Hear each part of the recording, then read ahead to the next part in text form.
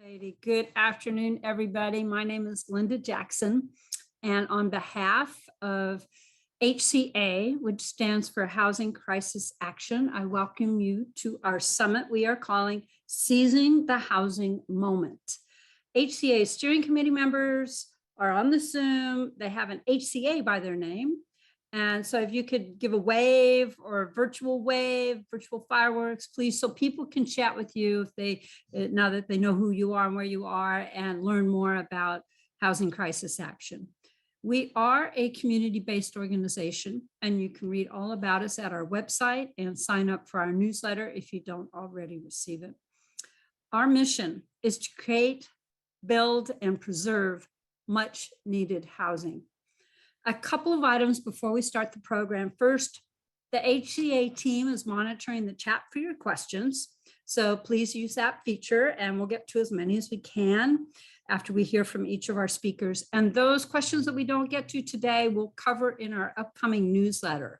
And we will share the recording as well. So do sign up to get this information. Second, in the spirit of promoting a civil discourse about housing, and that is possible, any discourteous activities will result in removal from this gathering. We are so glad you are here. This is another in a series of HCA summits about housing in Marin. Our goals for this summit are to learn about the complexities of implementing housing elements. And why do we care? Because we're talking about people who can't live here, caregivers for the littlest children and the eldest among us, the survival of local businesses that have to close when there aren't enough employees to keep the store or the restaurant open on Thursday afternoon, say.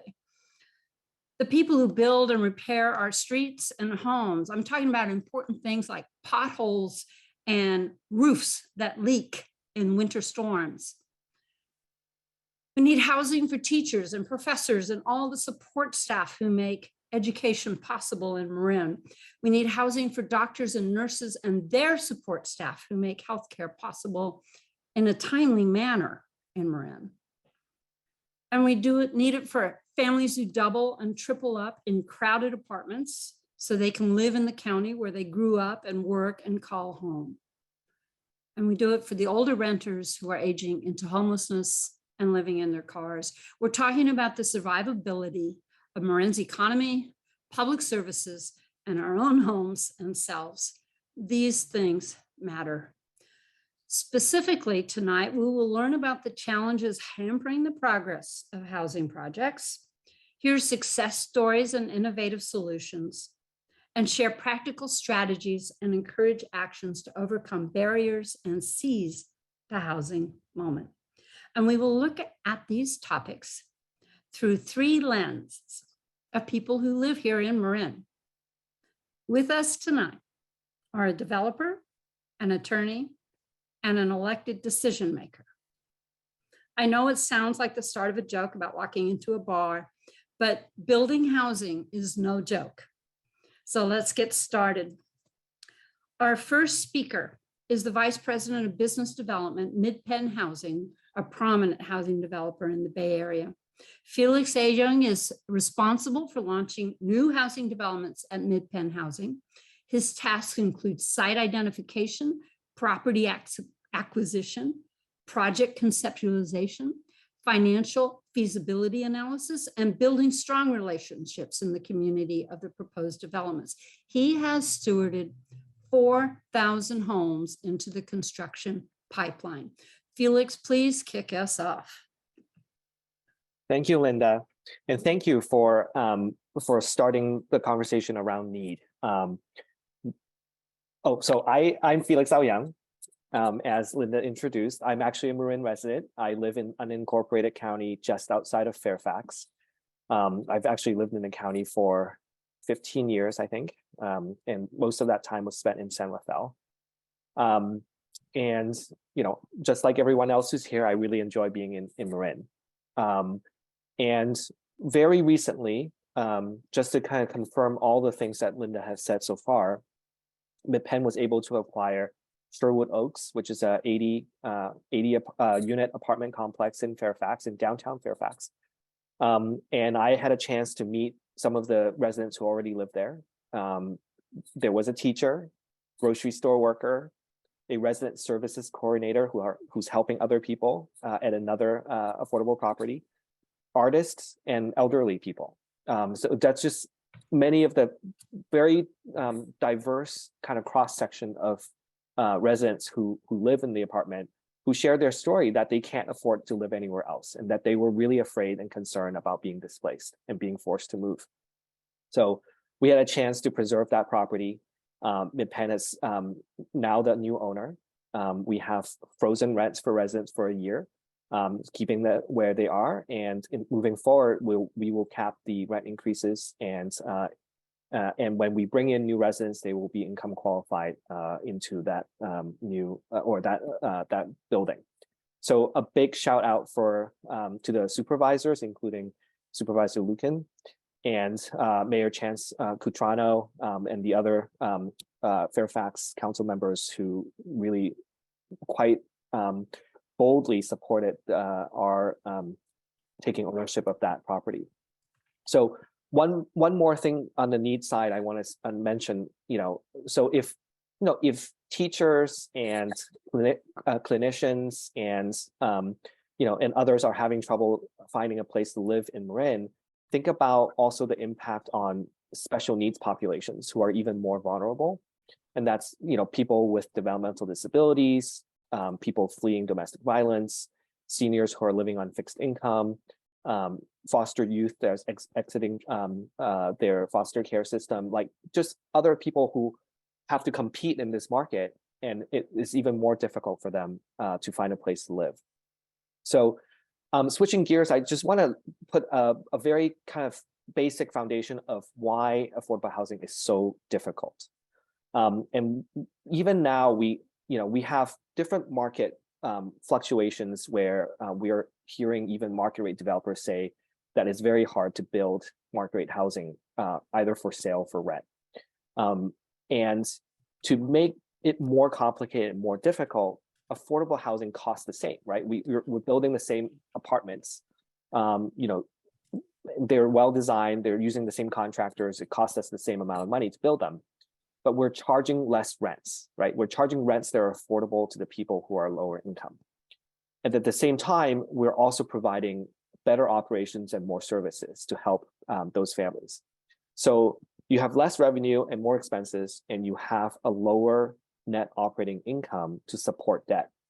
That makes it a lot more challenging to get the financing, and which is why, and then on top of that, we also don't have investors coming in who are speculating on, market changes, market increases, or equity gains, or essentially, gambling that in 7, 10, 15 years, the market would have spiked so much that when they sell, they're going to make a lot of money off of it. So without those things, we are heavily reliant on local or public subsidies and public loans, and a program called the low-income housing tax credits, which is kind of a backbone of most of the affordable housing that you see around the Bay Area and the state. So we need those other sources to make things work. I will say that while it's difficult, it's not impossible. So MidPen housing has been around for 50 years, and we have 8,500 homes in our portfolio, working in 12 different Bay Area counties. We've really picked up the pace in the last 7 years, in the last 3 years, we've completed financing for 18 developments, and right now we have 1,800 homes under construction. And we're just one of many nonprofits in the Bay Area who's doing this work. So I think production is happening. It's just not keeping pace with the need. So I think that's important to recognize that we have solutions and we have things that work. We just need to do more of it. In terms of implementing the housing element, I want to just go through a couple of things that kind of jump out at me. The first one is having jurisdictions pick realistic sites. I think certainly in the past, there have been jurisdictions that have that have fulfilled their requirement for the housing element without really a good faith effort, picking things that really don't work. So, but I think the state is starting to crack down on some of that. So jurisdictions have to pay more attention to the development potential of the site. What's really important is the size and shape of that site. And in a place like Marin, a big driver is for the parking, and to make sure that the site can park the number of homes that you want to build on it. And then there's the height and density limits that has to fit in the neighborhood. So those things have to work for a site to work. One of the tools that we find very useful for public jurisdictions to use in the housing element is the affordable housing overlay. And what that does is it allows a site that may not be zoned for multifamily residential before to build affordable housing on it without changing the land value of that site. So that's a really important thing.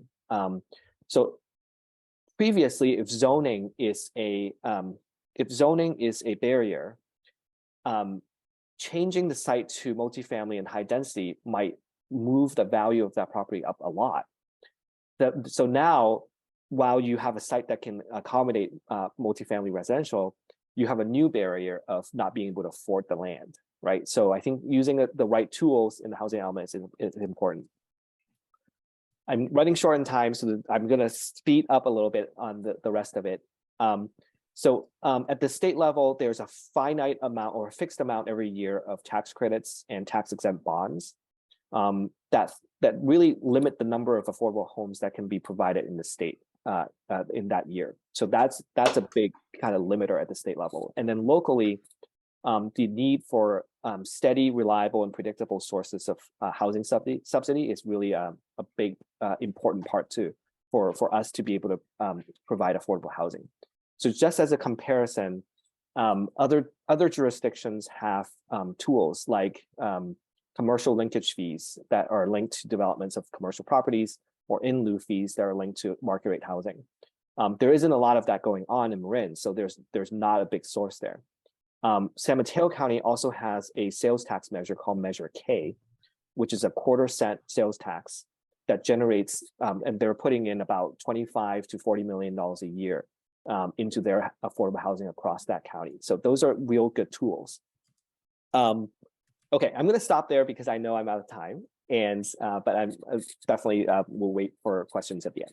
Oh, excellent. Thank you, Felix. Yes, there'll be time to cover some more of those in more detail in the Q&A that's coming up.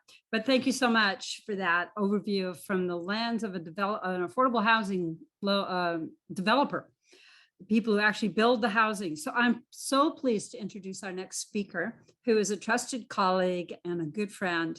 Barbara Kautz is an attorney with Goldfarb and Lipman, LLP, in the areas of land use, with an emphasis on the never-ending, always expanding list of housing-related legislation. Prior to joining Goldfarb and Lipman, she was Community Development Director and Assistant City Manager for the City of San Mateo.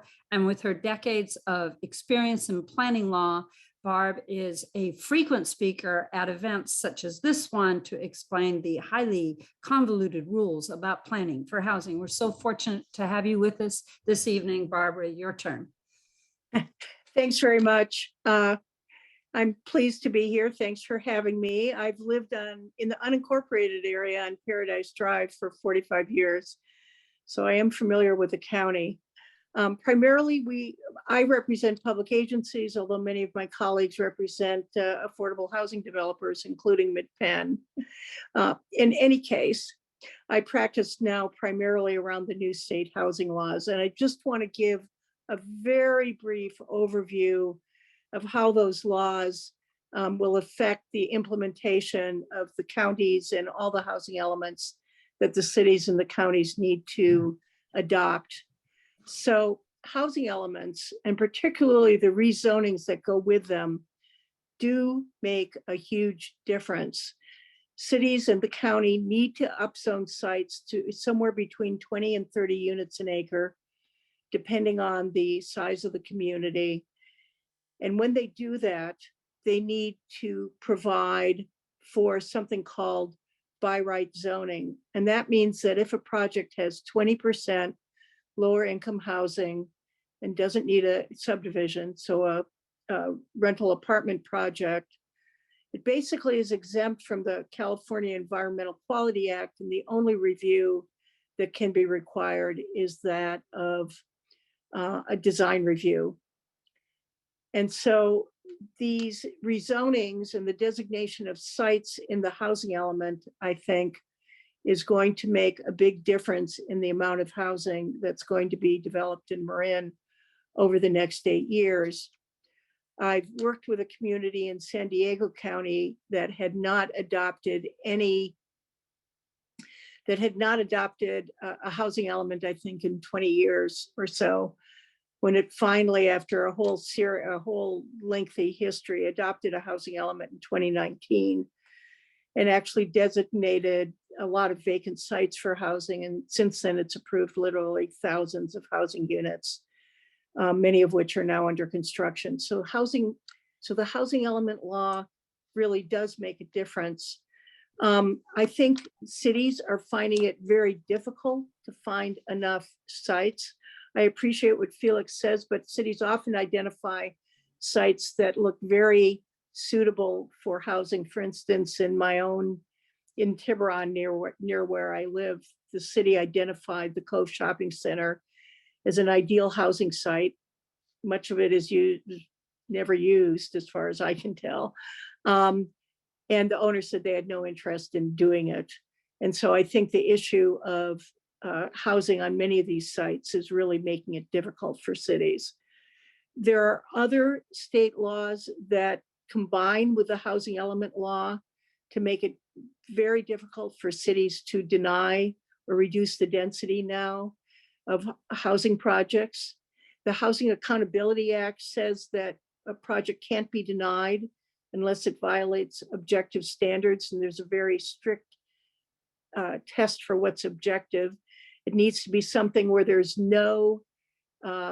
basically no discretion and almost no question on the part of anyone about what it means. And so essentially limits discretion limits the standards to things like height, how far from the property lines something should be, how much area should be covered, and so forth.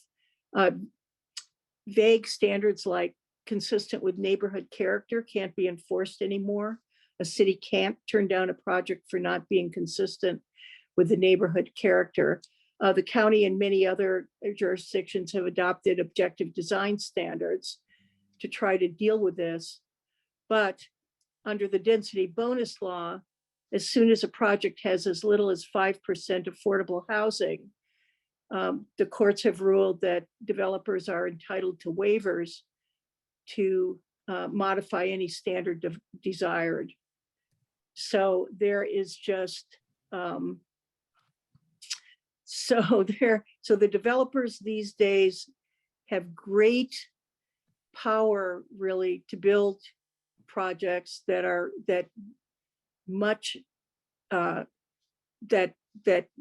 you might say violate what the city's standards are. And I think the public has to realize that. And the city councils are in the terrible position of either approving those projects, even if they're substantially, say, different than what is in the zoning, or facing litigation probably from multiple sources. And I'll finally say, though, that despite these goals in the housing element, there's no way that the state or the cities or counties can meet the goals in the housing elements. For instance, if you look at the goals set for the 4 biggest regions in the state, Southern California, San Diego region, Sacramento region, and the Bay Area, they would need, just those agencies would need to build 263,000 units a year to meet their housing needs. And the state just celebrated because it constructed 123,000 units a year. There was just a report to the legislature that explained there were only half the number of construction workers necessary to meet the state's targets. On the affordable housing, it's even farther off. they would need to construct over 100,000 affordable units a year. And the latest state report said they're, even after big infusions of money, only enough to construct 20,000 units a year. There's deeper reasons for the housing crisis in terms of wages falling behind and so forth that I'm running out of time to get into. And lastly, Felix, in terms of your affordable housing overlay zone, there was just a court case that essentially killed that, because the court said that the underlying zoning had to have the same minimum density of 20 units an acre as the overlying zone. So that technique is no longer available to cities, even if they would like to use it. Anyway, with that, I'm happy to answer questions later and look forward to talking with the other panelists. Okay, thank you, Barbara. Yes. And our third speaker is Marin County Supervisor Eric Lucan. Eric was elected to the Board of Supervisors last year, and he represents District 5, which includes the majority of the city of Novato and surrounding unincorporated communities. Prior to his election as supervisor, Eric served on the Novato City Council for 11 years and as Chief Marketing Officer for Mike's Bikes for 8 years. Transportation being a key issue, he serves on the SMART, Sonoma Marin Area Rail Transit Board, and the Transportation Authority Board. That would be the TAM board in Marin. So tremendous heart to the imperative of today's topic and intersectionality with transportation. Eric, as an elected official, what does this topic bring up for you? Brings up a lot of questions, Linda. Great to see you all. Glad to join Barbara and Felix here. I've got just 3 slides to keep me on track. Let me share my screen here. Oh, it says host disabled participant screen sharing. Try one more time. All right. Sorry about that. There we are. All right. Can everybody see that? All right. Great to see everyone and glad to be a part of the panel. I thought I'd start out just real quick with my housing journey. I'm from Novato and Marin. This is my hometown. I've been here pretty much my whole life. And when I talk about housing, and I think my own personal housing journey is an interesting one, because I look back at what it took for me to be able to have a home in Novato. I had to move from California to Georgia, where I was getting my MBA. There I was able to buy a brand new home for $250,000 in Georgia, very affordable at that time. It was brand new, 3,000 square foot home, 4 bedrooms, 3 bathrooms. I then had to sell that home and move back to California. And then I also got at the time what was referred to as an 80-10-10 subprime stated income loan at 6% interest only. Some of you might remember that time. It's kind of mind-boggling to me that we actually had a product that we were calling and advertising as subprime, but that was me. And I was able to get a loan and get a 1963 fixer-upper in Novato. But we also know what that type of lending did to our country and the downfall that resulted in. But my housing journey meant having to leave my community, buy a home, sell a home, come back, and then get a loan that's not even available to people today. And that was how I was able to get started. I also like to talk about housing in Marin, because I do think sentiments around housing are shifting. When I started on the Novato City Council back in 2011, it was a very hot topic, and affordable housing. You even mentioned affordable housing and you'd have 100 people at your council meeting screaming and yelling at you. I do think a lot has changed since 2011, coming out of the Great Recession. It's unfortunate that it took the median home price in Marin breaking the $2 million barrier last summer. And it's unfortunate that it means a family of 4 making $150,000 a year qualifies for affordable housing. We had to reach those sort of mind-boggling numbers before sentiment started to shift. And I think people started to realize, you know what? Maybe affordable housing is not this big bad boogeyman we're afraid of. We really do need affordable housing in our community. We really do need housing for individuals across a variety of income levels. But it took these astronomical numbers before I really think those sentiments started to shift. But I do think they are shifting. And in conversations I have with different groups, I'm hearing that. I do consider myself as a housing advocate. In my 11 plus years in elected office, I only have had 2 no votes on housing related proposals. One of which was a very steep hillside in Nevada that somebody wanted to subdivide from a vacant lot to 6 vacant steep lots. And then the other one was a recent vote, but it was more of a financial vote on the 825 Drake project. But that was more about financing and tax exempt bonds. Other than that, I look back at my history and I think everything housing related, I've been in support of. So a couple of things about the county of Marin's housing element. I have this little clipping here from the Marin IJ because I really thought this is a bit of a watershed moment for Marin County to have the headline read that the plan, our housing element, allows for thousands of homes. And that's historic. Now, we don't have a certified housing element yet. We're putting the finishing touches on it, but there was a lot of pushback about the high numbers that we received. And I think there's general consensus that the numbers County of Marin, cities and towns in Marin received were very high this go around. But we came out with a plan to do it. And I'm really proud of the county's housing element. Although I came in at the 11th hour and just voted at the last minute. Some of the things that we have in there are this housing overlay district that Felix mentioned, although I'm a little concerned about what Barbara shared and need to get some more details from her. But we do have housing overlay districts that allow for a ministerial approval process with the different sites that we chose throughout the county, which means that some of these sites, there's real probability that we can see some housing produced, as long as it also applies with the form-based code. Another thing I'm really excited about is the county's historic investments in our housing trust fund. We are putting close to $5 million a year annually and have plans to continue to do so over the next several years, $5 million into our housing trust fund, so that we can then leverage these funds for either the production of new housing or to make sure that we are retaining naturally affordable units within our community. Felix spoke to the Sherwood Oaks project in Fairfax that utilized the housing trust fund dollars. And how the county has managed this has been roughly around $50,000 per unit. So we contributed $4 million from our housing trust fund towards the project. It was 80 units, so $50,000 per unit, to ensure that that acquisition could go to a owner, a developer that's going to ensure that the rents remain affordable.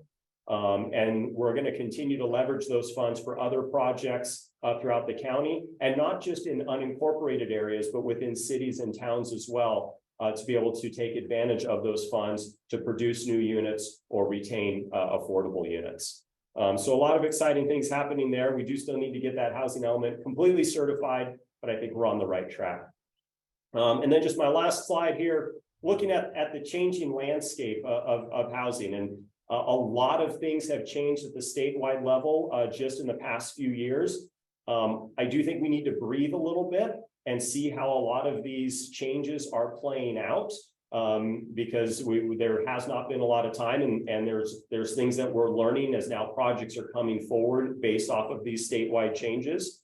With regards to SB 35, happy to share my 2 cents on it from a local elected official, both in Novato and then the County of Marin. Personally, I'm not a fan of SB 35 because I don't believe as a local elected official, I have the tools to control the production of housing. I have the tools to control the planning of housing, the zoning of housing. But when it comes to the actual production, the actual building of the units, yes, we can assist with funds. But if the units don't get built, that ultimately can result in even higher, denser, less attractive projects in communities. And we're starting to see some of that play out. Give you an example in Novato, when the previous housing element from 8 years ago, we identified sites all around the city that we zoned by right. And 8 years later, those projects still have not been constructed. Not because they're bad sites. The owners just haven't been able to move forward with them on a variety of reasons. SB 35 potentially even incentivize a developer to sit on a property until the SB 35 window opens up. So to me, it has some negatives that I'm just not a big fan of. And then with regards to all the changes, I meet with a lot of developers. They reach out to me about their projects, and I typically say this line, you know, just because you can do something doesn't necessarily mean that you should. In certain areas, in certain downtowns, just because you can build a project with zero parking doesn't necessarily mean that you should do that. We just don't have the transportation infrastructure there yet. And what might be one step forward in terms of housing units could be 2 or 3 steps backwards in building support for getting more housing built in our community. So we do need to be careful there. I also encourage people to keep an eye on inclusionary zoning ordinances. There has been a bit of a push to reduce the 20% threshold to a lower threshold. I think I'm right now the frame of mind that we keep that 20% because it's very critical. And then lastly, because I know I'm right at 8 minutes on the topic of ADUs, I think they've gotten easier, but they're still not easy. In some jurisdictions like Nevada, you're still looking at $25,000 plus just in fees and connection fees to water and sewer. If you're building in a flood zone, you're probably building up pretty high if you're detached, but if it's an attached ADU, you can build it right on the ground level. That's a bit of a question there. And then certainly if you're building an ADU in an area that doesn't have sewer and you've got septic, oftentimes it's very cost prohibitive. So just some things that I think need a little more research and analysis. So I'm going to wrap it up with that, stop sharing my screen, and look forward to questions. Thank you. Thank you so much, Eric. Appreciate that insight. And I want to know, there are other elected representatives here, but both from the county, from cities and towns across Marin, and the boards of education. So thank you so much for your interest and support. We know that you are aware of the need because you are trying to hire public safety people and educators, and it's hard in these days because there are no places for them to live in the county. So we have some questions for you. I think I'll start out with one that Felix alluded or discussed, which was the sites. You know, you talk about finding a site, picking realistic sites, getting the parking and the height and the density. But the question is, they're not necessarily vacant. There's not, the town can plan for housing on sites, but there's no leverage to require development. What do you see on the horizon for making the most of those sites that have been very identified in some cases in a very challenging climate? Well, okay, that is challenging, naturally, and I think landowners are protected in a way because they have the 2% property tax increase limit on their land. So if their original land basis was very low, there's very little incentive for a landowner to move their property if they don't feel like it. So even if that property isn't generating a lot of revenue, if they're not paying a lot of taxes, then there's no reason for them to move it, even if it's worth a lot. That said, I think when there are owners that are willing to sell, you know, many years ago, when the redevelopment agency existed, I think the idea of a public agency going out to buy land is not something that, or is something that we should consider as a tool. So, you know, some other counties and other jurisdictions have been fairly proactive, either in directly buying the land themselves and then issuing an RFP for it, or partnering with a nonprofit to buy the land together, and ensuring essentially that the project moves forward rather than sitting, like Eric had previously alluded to. Very, very good. How about you, Eric or Barbara? I just quickly, it is very difficult for local jurisdictions because I know from my experience in Nevada, there's one particular property that the whole council and the community would love to just force the lever and require the developer to finally do something with his property. And then there's others that there's different sentiments. And oftentimes what happens is you get the development in the area where maybe the community doesn't want, even though there's sites that fit it fit it much better. There just is not that lever to pull to force somebody to do something with their property if they just flat out don't want to. Mhm. Yeah, I would just add that the loss of redevelopment about 10 years ago or so, that, you know, cities used to have a little bit of money where they could buy the property or maybe even use eminent domain to buy property for affordable housing anyway, but cities no longer really have those funds. I mean, that was a loss of $1 billion a year for housing. And there have been periodic attempts to allow for some type of redevelopment recreation, but none of those have really been successful in Sacramento, correct? Yes. Yeah. Okay, well, I have another one here about the local news and social media. They imply that housing being forced by the state really isn't necessary. There's no need for more housing. So what do you see as effective ways to counteract that with, with local planning departments or elected officials who may be about facing up to housing as a solution to support the housing crisis that we're in?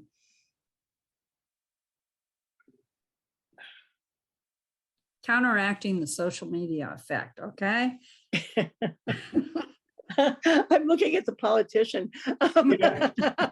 And I typically say stay off social media. It's out there. I mean, that's a much bigger issue of, the reduction in funding in local journalism to be able to get, unbiased stories out there, and the result being that, social media is now our de facto news outlet for local community news is unfortunate.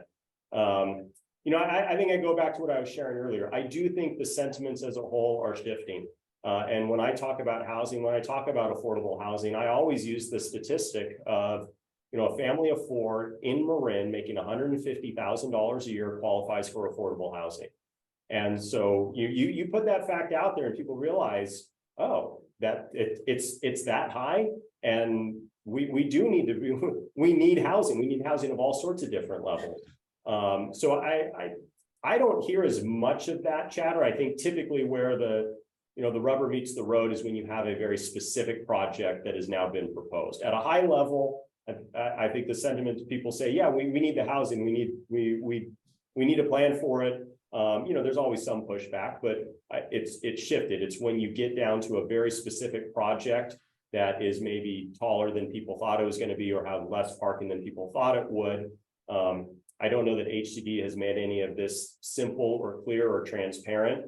Even in their arena numbers, there's the number you need to plan for, but then they want a 15% buffer on top of that. And then there's the state density bonus on top of that. So it's hard for the community to understand what exactly they are getting. So it does kind of look like games are being played when in fact they're not. It's just not being as transparent as it could. And as a local official in the middle trying to explain all of the rules here and what, how many units this potential parcel could actually accommodate. And, do you give them the worst case scenario in their perception? It's not an easy situation to explain.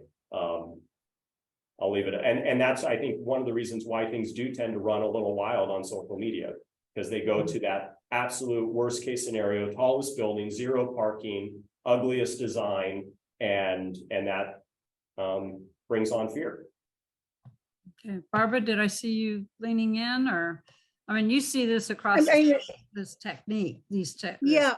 opposition. Well, I don't see it so much at social media. I see it at city council and board meetings. And as the supervisor said, almost always concerning either a specific site. The line is, I'm not opposed to affordable housing, but this is the wrong site for it. Felix is nodding. Or a specific, in particular, a specific project. I do see a real generational difference though. The younger people say in my office, they just think all these rules about housing are ridiculous and we need to build, because they, despite making very good wages, salaries, still can't afford to buy homes, the homes in the areas they would most like to buy. So very much in line with what Eric is saying about what's affordable. 150,000 Yeah. household income for four is a lot of money to be earning. Felix, anything to add from your work with? No. Social media, right? I mean, I tell my kids, we're very, very cautious because it has a tendency to flame, fan flames, right? I think, for me, it's like, I think it's important that community members talk within their circles and their spheres of influence around who in their community has been displaced and who works, who's at their workplace that has to commute really far away. We had a teacher in my kid's school that commuted from Berkeley and finally quit her job because she cannot deal with that commute over the Richmond Bridge.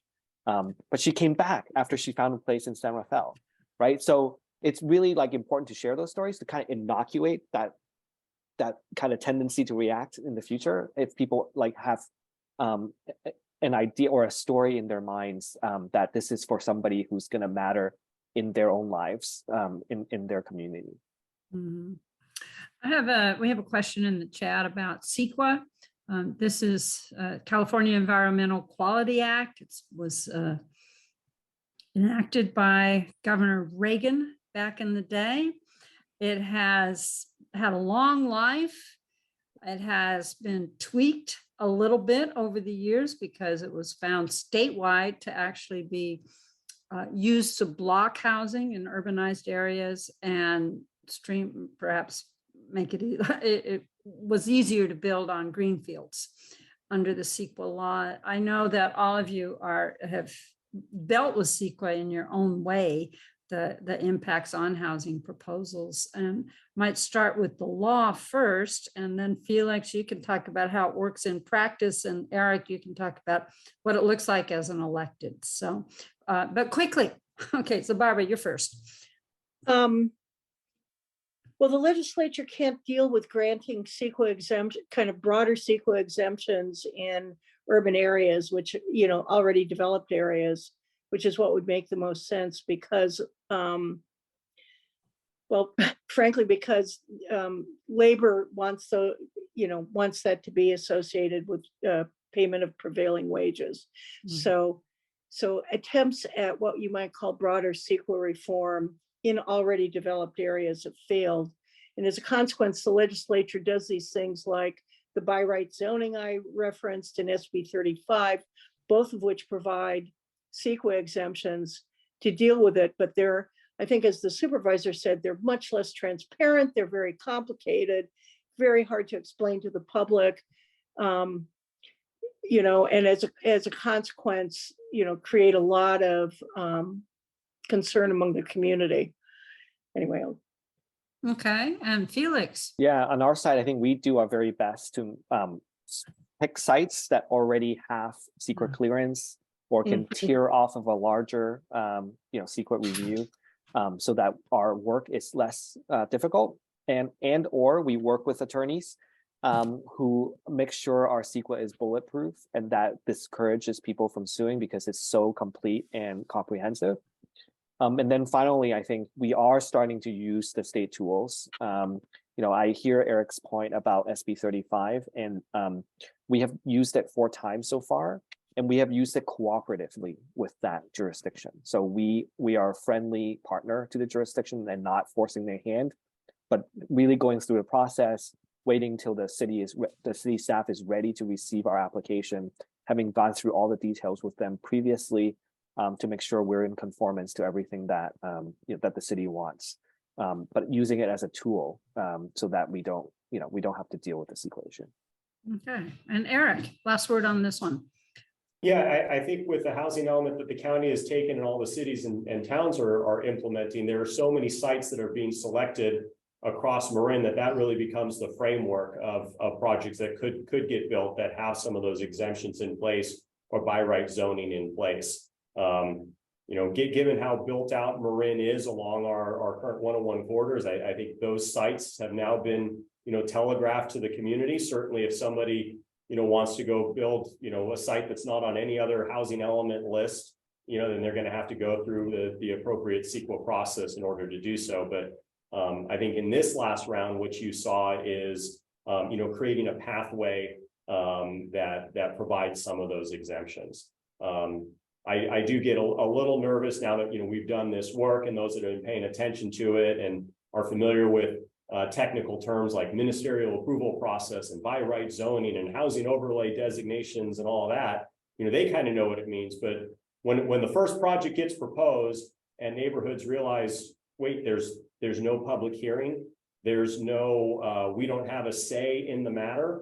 I think that could get tricky in some places. So trying to figure out, how do we balance that? How do we still allow for some public input that can be shared with the developer? Now they don't have to do anything with it, but hopefully good developers that want to be good neighbors will take some of those things into consideration. Or as Felix mentioned, using some exemptions as a tool to work with local jurisdictions, but still be collaborative in the process. That's that win-win where, just because you can do something and get all of the maxes possible, maybe there's a better way to work together. Well, thank you. So we have time for one more question. There's a lot of questions and some of them are quite technical. So Katie, I think they all make good looking into for our future newsletters on these to do justice. So I want to end with the big question, which is financing projects, financing and particularly financing affordable housing.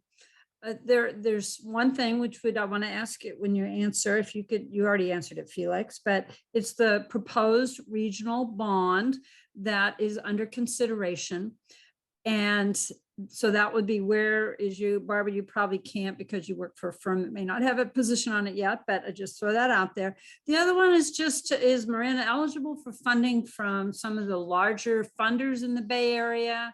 Someone asked about tech companies, Chan Zuckerberg, Tipping Point. We know that Marin Community Foundation is a major player in this, but it's all related to how can we seize this housing moment in Marin.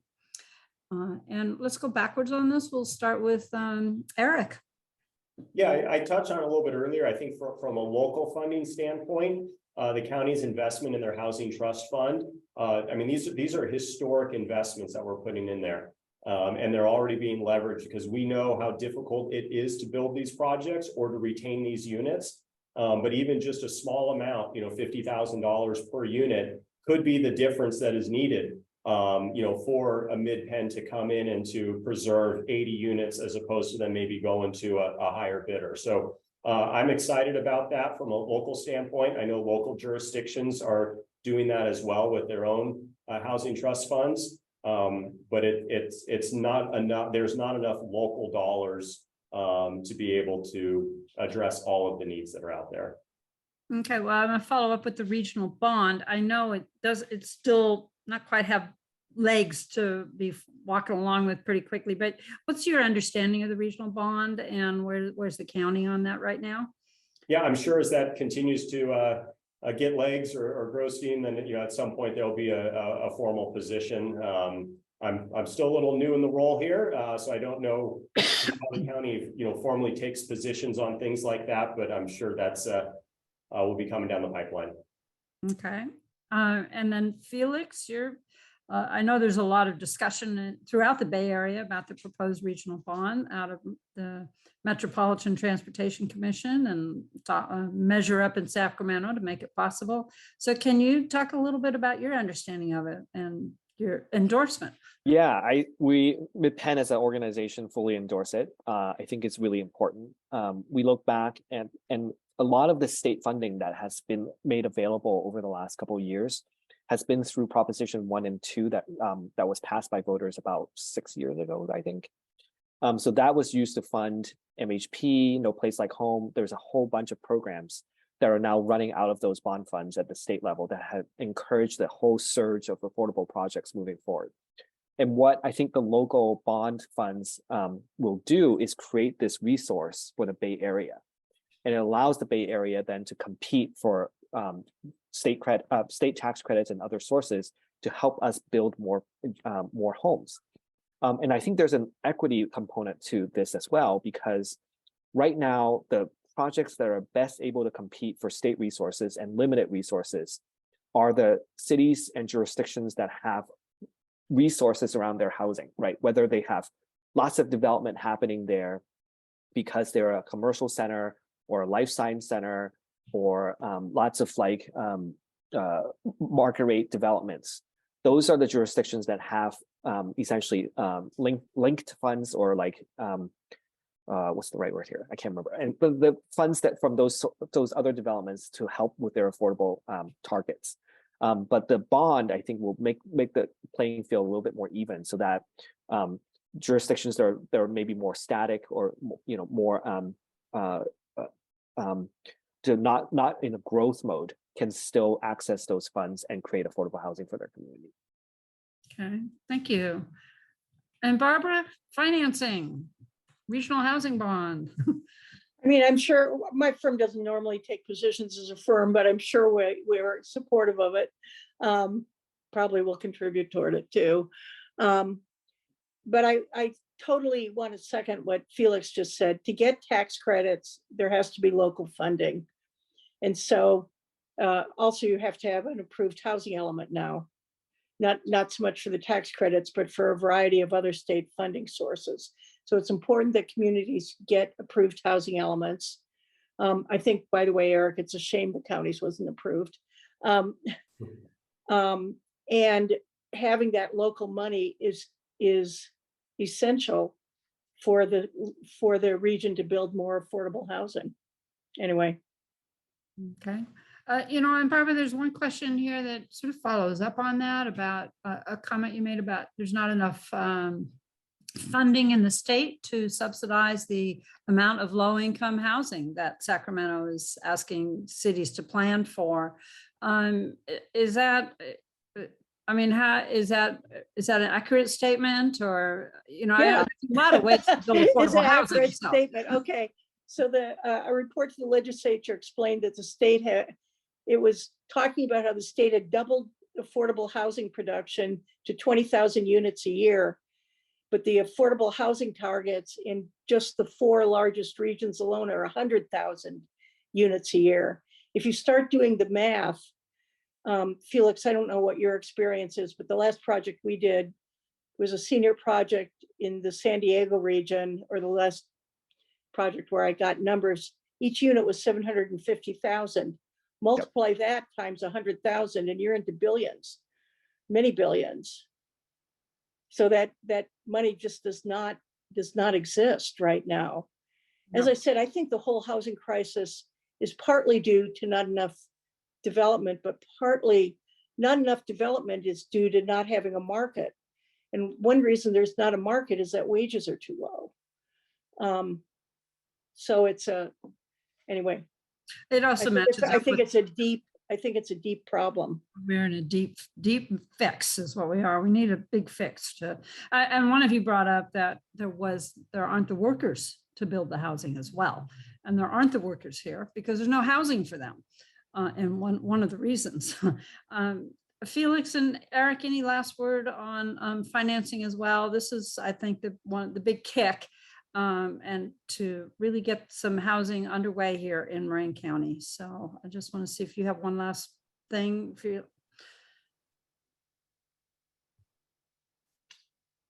I wish I had one last thing or one magic answer. It is getting more and more complicated. The loss of redevelopment was very, very significant. And I don't know if there have been some iterations to bring that back. I think Barbara may have mentioned that. I started on the city council when there was redevelopment, and that was the best tool that we had, and resulted in a lot of great production of housing and units in Novato. I know some jurisdictions took advantage of it across the state, and kind of the reason why it went away, but I'd love to see something like that come back in a form that provides just that opportunity. Well, thank you. And I see Felix saying, yep. I think what that sets us up for is for talking with our legislators in Sacramento to see where are they on that, and what can they do and support and bring to the fore so that there can be more financing options for funding affordable housing, especially in our county. I want to thank our speakers today, Barbara and Felix and Supervisor Lucan. A huge wave of gratitude to the speakers for their insights and candor and passion about this topic of housing in Marin and the work that you do. And a big thanks to HCA's Katie Koifman and her team who made this summit possible. So thank you so much.